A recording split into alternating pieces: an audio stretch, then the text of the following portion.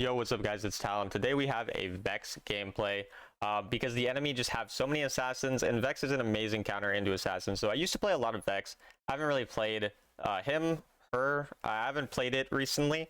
So I decided I would play some Vex today. Wanted to show you guys sort of a really good assassin counter anytime you guys are into really aggressive champions. Definitely probably the best assassin counter right now, and overall a really underrated champion anytime the enemy have a lot of dashes. So I just want to talk through the early game kind of strategy as Vex and how you want to play later on as well. So in the early game, take your third ability. A lot of people don't take third ability, but it is 100% the easiest skill to land. You can auto aim it pretty much for free. Anytime the enemy walk up for a last hit, you get your passive for free auto attacks. You're able to easily proc electrocute with it because they get briefly, feared when your fear is up, all of that type of stuff. And so here in the early lane against these assassins, you want to be pretty aggressive, playing pretty hard for any type of trading. Whenever the enemy walk up, third ability on them when they go for their last hit, auto attack, then get a second auto attack for your electrocute proc.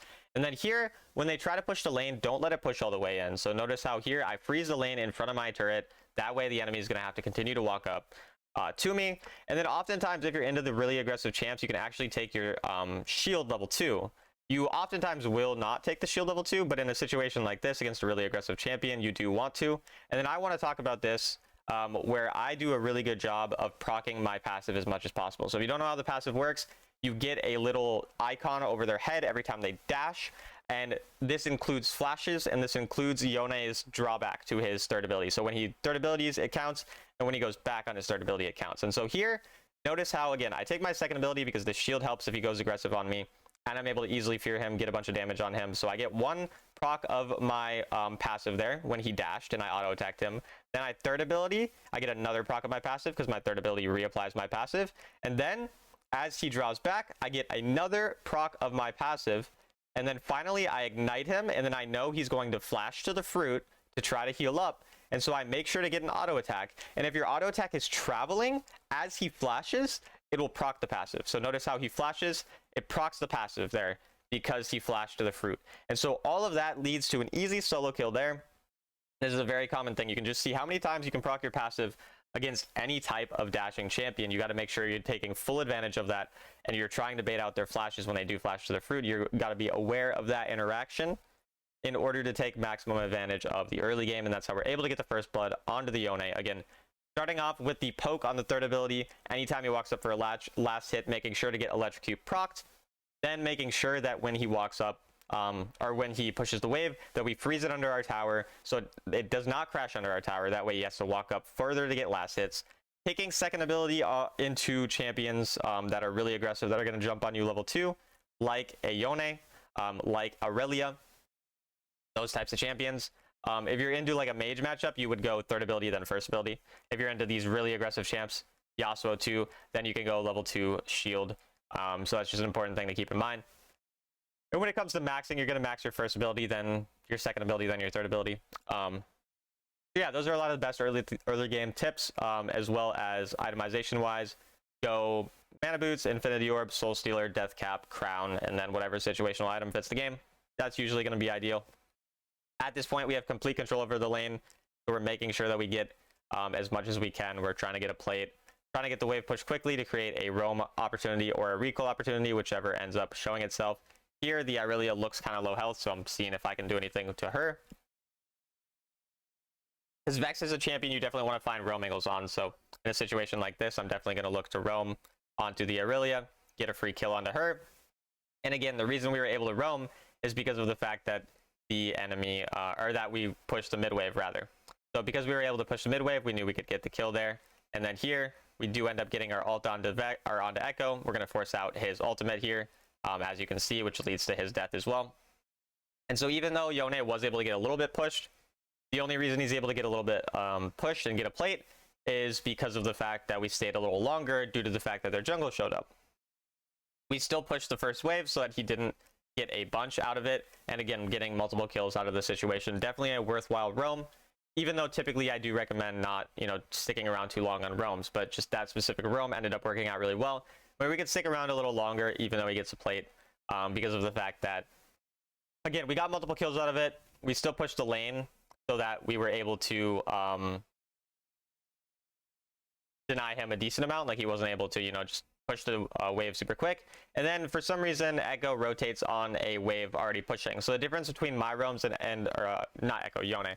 The difference between my roams and Yone's roams this game are I'm roaming after I push a wave. Even now, again, I'm roaming after I push a wave. Echo or Yone is roaming before he pushes waves. And that difference in when we roam leads to way more gold for me compared to him. So I'm just getting a bunch of free gold in all of these situations. And then because I've already done the roam, I'm going to stick around and just look for this Aurelia. And then she's AFK for some reason. I don't know why. But because I'm already, I've already spent time on the roam, I do stick around a little longer. Again, because we saw an easy angle for a dive to just help our teammate out. But in most cases, we wouldn't really be going for that. And then we predict his dash because I'm the GOAT. But unfortunately, I can't take that because then I would die. And I know the normal rule is that you have to take every single Vex ult you landed. So I apologize for not following that rule. That is my bad. But in that case, I did not really like the idea of dying. So I decided not to. But either way, we're already able to hit our first item. We're already 5k gold early game, which is very, very fast. So that's really good, obviously. I had to take a second because my ear itched. I need to scratch my ear. Sorry, chat. But now at this point, again, we're going through mid-wave. We're going to push mid-wave and then rotate. Whereas a lot of these cases, Yone just doesn't do that, right? Where at least we push our mid-wave before we rotate, and then if we see roam angles, we'll take them. And if we end up seeing that the roam is going to work out really well, we do sometimes stick around longer on the roam. But I'm never, and for some reason Echo flashed for me, I don't know why. But I'm never just like, roaming for no reason. I'm roaming, and then if the roam looks like it's going to work out really well, I might stick around a little bit and give up a little bit in mid because I am a roaming champion, but I'm never just instantly roaming for no reason, which is really the difference here. And then Echo goes on us. We're able to get an easy kill there. And I think we look for some type of ult onto the Aurelia, seeing if we can snipe her, and we barely miss her. So chat has to spam exclamation point ult now because they always do whenever I miss an ult. And then I do flash, but I actually wasn't in range, so I do unfortunately not get the kill there.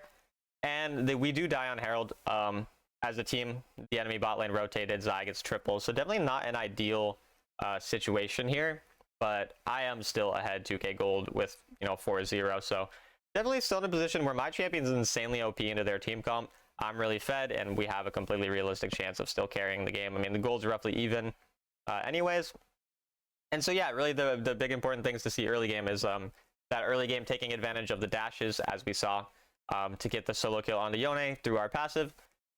Getting the proper trading patterns off to make sure you proc electrocute, and then the roaming, making sure you push your wave before you roam, unlike the Yone, so that you can just create that additional gold, whereas Yone, again, was losing out on a lot more gold than we were. Even though we were getting the same amount of roams off. And so again, even now, I want to push my wave before I rotate in the same way as before. And you can see my wave clear is also really good, right? Like I'm pretty quick in terms of wave clear, and then I can again have another roam angle pretty easily. I can ward, I can make sure I can find the enemy, all those types of things. And then if nothing, comes to fruition, we just go back to mid and it's perfectly fine. And at this point, I'm up a level on Yone. I can pretty much one-shot him. I don't remember. I think I ult, but I miss. Yeah, unfortunately, he's just a goat and he dodged my ultimate, so that was kind of sad. But I think that Hecarim still ends up killing him. He does. So yeah, a lot of times, like, one of the things about Vex ult is it is definitely inconsistent to land if you do it max range. So a lot of times what I'll end up doing is I'll fear them, use my full combo, and then ult at the end, kind of as you saw there with the Yone. Obviously I missed that one, but a lot of times it works out to just land it a lot easier, and then you follow them as they run away. So like also using your ult when the enemy gets CC'd. So if your teammate stuns someone, you easily ult to follow up, because if you do those long range ults, a lot of times, I mean, they're just like gonna not land half the time, because the travel time is pretty slow and everything like that. So you don't want to typically use your ult, just like, again, unless you CC them close range, the enemy are in a really easy spot to hit, or your teammates CC them. Obviously every once in a while you're just gonna have to throw it and just hope it hits, but that is like a way to guarantee a lot more. And then here you can see, again, I do the exact same thing where I'm close range with him, so I know I can solo kill him with my ult. If I'm ulting long range, you never really know if it's gonna hit, but we ult close range like that. We're able to get the solo kill through the insane burst damage because I'm so fed. And then here, I try to ult before my ult expires because it was about to expire. So I had to just throw it there and hope that somehow hit him. Did not hit him. I blame Riot Games, so it was their fault for my ult not hitting. Then we get a bunch of burst damage onto the Aurelia, but I do have to, unfortunately, use my flash. Not the end of the world, though. We can stick around as well to get more gold from the wave, and everything's, still pretty fine. And I think we end up trying to push this turret here just for free. Because the Aurelia is kind of low, I can stick around and at least try to get the turret. Take advantage of every time she dashes, again, proccing my passive. And then if she walks up, we'll just fear her and pretty much one-shot her overall. And so yeah, again, just taking advantage of like once I roam. I think you've seen this multiple times now. When I do roam, I'm often sticking around on the roam for a while because I want to get as much advantage from the roam as possible rather than going back to the lane right after. And so we end up doing that, getting the kill onto Aurelia. And again, you saw I use the ult in that type of way where I feared them, I use on my CC, and then I ult right after. So that again, I guarantee that land onto the Aurelia. Don't talk about the miss on the Xayah, by the way, that didn't happen. But yeah, we're just guaranteeing a lot of free ults, so we don't have to worry about possibly missing. Like these types of things, a lot of times are what separate like good players from bad players is not actually like just having the best aim. You don't need to have the best aim in the world in order to be, you know, a good player. You don't have to hit every shot. You don't have to like, again, you don't have to be perfect in that regard. But taking advantage of these opportunities where you can guarantee a land no matter what is really important, because everyone's going to miss sometimes, you're going to hit sometimes, but the situations where you could guarantee landing it, why wouldn't you? You know what I mean? So in those types of situations, you do what I did there, you're able to get really easy lands with your ult and then just one-shot someone. So, and then like often the resets are where you're going to be a bit more like YOLOing it, just throwing it, right? So when you get the reset on the ult, then it's kind of like, let me just throw it, see if I land it. It's going to expire soon anyway. That type of thing. And then here we're trying to follow up to see if we can protect the Yone, or protect the Ornn rather, on this roam, because we are pretty good at stopping the enemy from being really aggressive. So I look for the Morgana, I pretty much one-shot her, we end up landing the ult there. And trying to land another ult, I think Xayah ults my ult, so that was kind of cheating there. I don't really like how she did that, but it's fine. Not much we can do about that. And I think we're able to kill Yone, because I am, again, insanely fed at this point. Do I kill him? I don't remember. Okay, yeah, we do. And again, he snapped back, and that auto attack became my auto attack passive to get more damage on him, and that's why he died there. So again, taking advantage of those things, like anytime the enemy are dashing, you just get that additional damage from your passive. Like that is the main reason you pick Vex, is for that passive. And obviously the fear, right? I mean, every time that you land the passive auto attack, you get 25%, you know, cooldown reduced on your fear, so like your fear comes up quicker. So it's really important kind of to be aware of that type of thing for sure. And my ear really itches. I don't know why, but I have scratched my ear again, so now everything is okay. You guys can relax. Like it's gonna be fine. Nobody panic. We're all good. And now again, I'm gonna go for the Aurelia. She's just on the side lane for free there, and I have to be kind of aware of her W, because her W could block a lot of my damage, and I also want to try to dodge her stun if possible. But we're just looking to see if we can get some poke on her, which we do. And then we, again, just one-shot her because I am 9-0, so I'm very fed at this point. I have death cap. We have pretty much everything we need. Very quick into the game that we have the death cap as well, so we're able to one-shot people pretty easily. So that's kind of, again, just the enemy go in, we fear them, we one-shot them. It's not too much more complicated than that now at this point in the game, now that we've gotten super fed. I should have probably just thrown my ult there, but I guess I got scared because chat, they flame me every time I miss my ult. So it's really their fault that I have PTSD. And then I ulted anyways, and I hit him because I'm the GOAT and I never miss. But unfortunately, he has Xayah ult. But I'm totally fine with getting Xayah ult out from my ult, just because Xayah is super fed. So like getting that ult out from her is definitely worth it and makes it really easy to kill her. So now I'm just looking like for an angle to flash onto her, but instead Aurelia is there. So unfortunately, kind of have to back off, but I think we're just able to flash onto Xayah and kill her. Yeah, again, because she flashed out, that procced my passive, and I kill her because of passive. So you just seen like how many times someone flashing away gives my passive, you know, the kill I need. So taking advantage of that is useful, and then we're just able to get Baron. I think it's just free here. So we recall, nearly have Crown at this point. I have the Ornn passive, so I can get Crown as soon as it comes up. Pretty straightforward. And then again, Vex actually a pretty good side laner too, which is a nice thing. So most mages, they can't really side lane against champs like Aurelia, Yone, etc. because like Orianna, Syndra, they're just gonna get one shot. But Vex has the fear, you have the burst damage, so you can kind of deal with them on the side lane. So I'm pretty happy to just push out the side lane with Baron, use it to push out the top side, try to follow up here. Echo ends up going in. I think I snipe him with my ult like a goat, and then I try to ult someone else. Maybe, I don't know. I have stasis now, so now surely I would never die because I have stasis. I mean, it's not really possible to die with stasis, right?